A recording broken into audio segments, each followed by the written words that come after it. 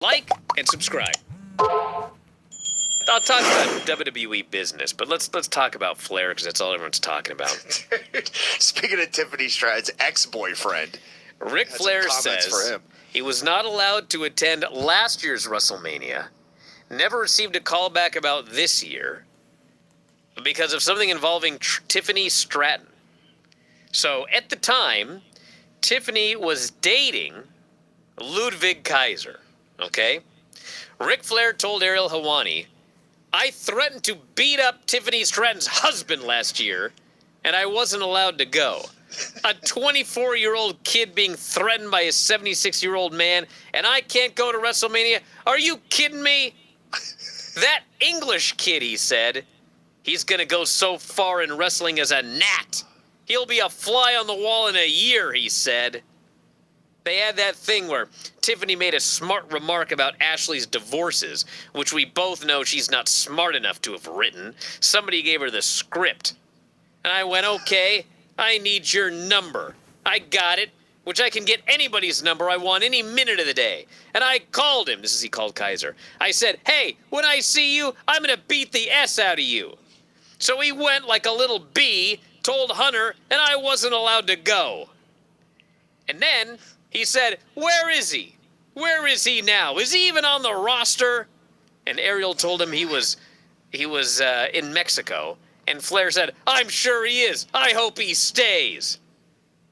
Then he goes, there should be a red carpet for me. A red carpet to the front row. That's how I feel about it. With my contributions in this business, the work that I put in hours and hours trying to make wrestling something that it is today, I got to have problems with politics. Give me a break.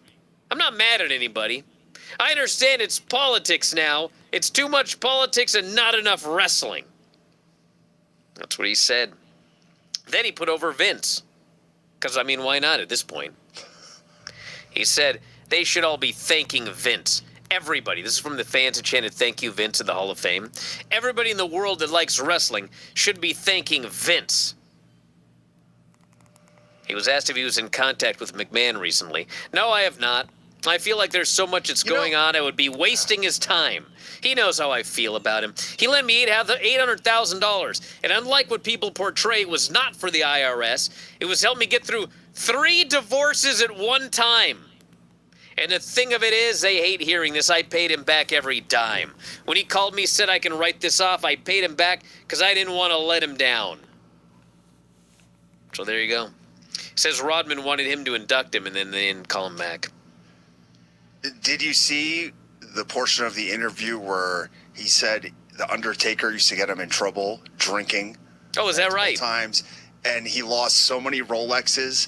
One night he woke up the next morning and he said, what happened to where's my Rolex? And they said, Rick, last night you threw it in a bowl of spaghetti. Huh. How about that? Dude, yes. I mean, listen, there's a lot of talk about wrestling, like the indies being dead. But if I had any budget to book a match, I'd be trying to book a Ric Flair versus Ludwig Kaiser street fight. Oh, yeah? Oh, my God. Could you imagine? Should talk about more of the security It'd be issues. as good as you versus Sean Ross Sapp. Fightful Select, coincidentally, had a story here where they talked to several WWE stars about security. Several wrestlers responded to Fightful with, quote, what security? Source claimed the fans crossed the boundaries. Another wrestler claimed to believe that things were worsening because of the sky-high ticket prices. The wrestler believes that the fans are no longer financially accessible, or the things are no longer financially accessible to fans who want to meet them and normally would pay for meet and greets. Therefore, they are getting aggressive. A lot of fans use their kids to get us to sign things. If they don't, they put phones in our face and guilt trip us. It's WrestleMania. There are wrestling fans in town. What do people expect? So anyway, I did also ask a bunch of people yesterday about this whole thing because someone, one of my ex-subscribers, I think it was, they said, like, was it this bad last year? Because WrestleMania was in Vegas last year as well. And so it's 2 years in a row. This year was, like, really crazy. And so they asked, was it this bad last year? And essentially I did get a couple of those, like, what security responses? But you know what was interesting was most of the people I talked to did not blame security, okay?